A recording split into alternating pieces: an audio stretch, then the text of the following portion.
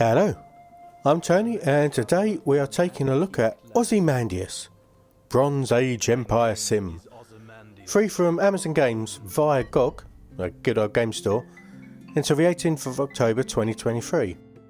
This is a simplified version of Civilization, and I'm talking the original Civilization, not the latest ones, not number 6. The graphics look like they've come from the Bronze Age.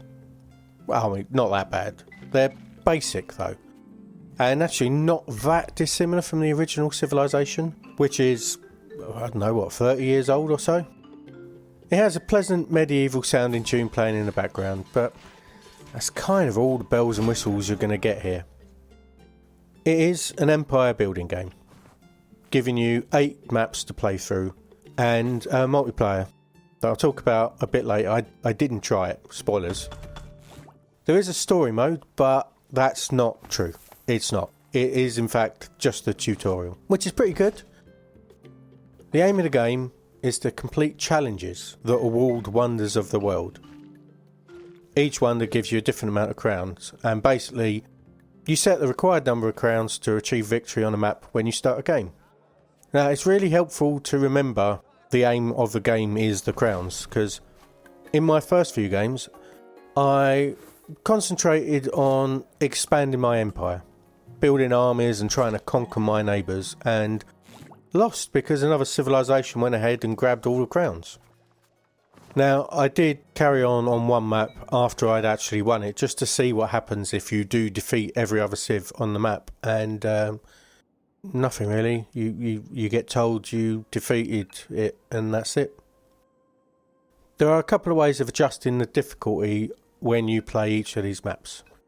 First off, you can choose an empire with different difficulty. Each one's got a little stamp on them that tell you whether it's easy, hard, very hard, etc. This is because each civilization has their own attributes. Like Egyptians are classed as industrious, which gives you bonuses to tech costs. It lowers those, but it makes food costs higher. So there's pluses and minuses, and obviously the easy empires have more pluses. Once you've chosen your empire, you can then select from one of 7 difficulties. The easiest gives you extra starting resources and bonus resources each turn, all the way through to the hardest, which gives your opponents the benefits of extra money earning. Now I went with the easiest level, novice, because I am a scrub that just wanted to try and learn the game for this review. The building tools you've got available are fairly limited. There's no diplomacy, and there's no building to be done, unlike a lot of other Civilization games. What you have are 3 resources: money, research and food. Food you claim land with, build new cities or expand existing ones, and pay to move your armies around. Research is spent on tech that's organised into the specific terrain types that are on each map.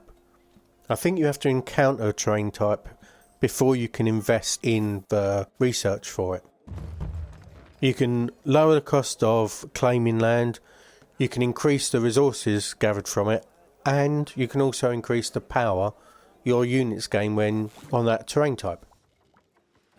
Money is used to buy armies, and the cost ramps up the more you have. Alternatively, you can spend a percentage of the cash that is coming in on extra research or food or power. Or if you really want to stockpile money, don't buy anything else. And you can spend money to reduce the amount of waste. Apart from armies, which we'll talk about in a minute, that's the extent of your empire controlling tools. A real cut down version of Civ. There is an element of chance involved in the form of cards.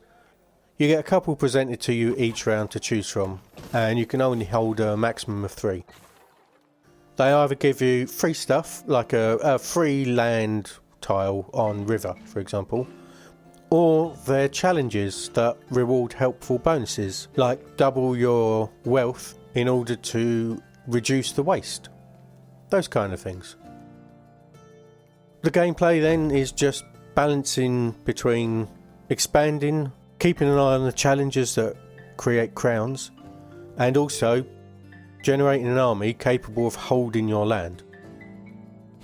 I'm not sure if this is just me, but I felt like the combat, which is basically move your units to threaten tiles, and whoever has the most power in each of those tiles wins and will take the tile. You don't lose your armies, you can only lose land.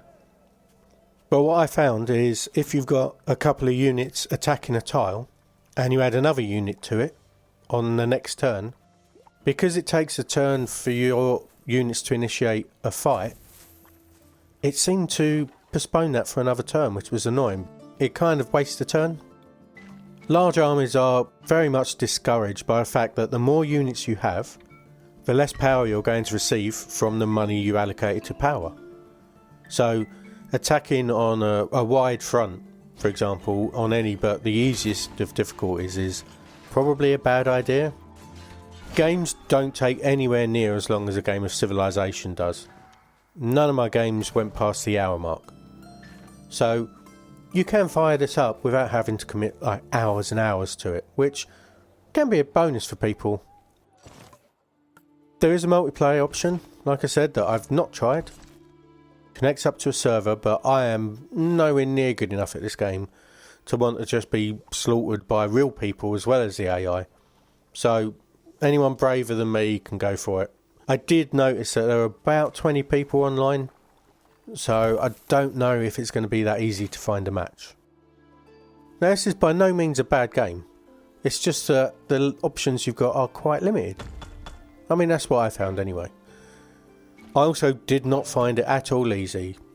Running on normal difficulty with an easy empire, I don't get anywhere close to a crown before I've lost. This is after like 5 or 6 hours worth of play. So I'm not exactly a newbie, but I must be missing stuff, obviously. For me, I don't feel engaged enough to want to learn more. Now, for those that want a real challenge with empire building games, this might be a good challenge for them. The game mechanics it does well. There's nothing wrong with what it's doing. Just for me, I'm not really good enough and not really into these games enough to want to put that amount of effort in for the lack of reward that I feel the game gives you. If it had more, I might be more interested. This one's just not for me. If you love these type of games and you want a basic version that you can fire up for a real challenge, this might well scratch that itch. I don't think I'd recommend it to anyone else though. But Steam has it as a 91% very positive, so what do I know? Now, I am fully empireless, so I'm going to go with my tail between my legs. So thanks for watching, and I'll talk to you soon. Goodbye.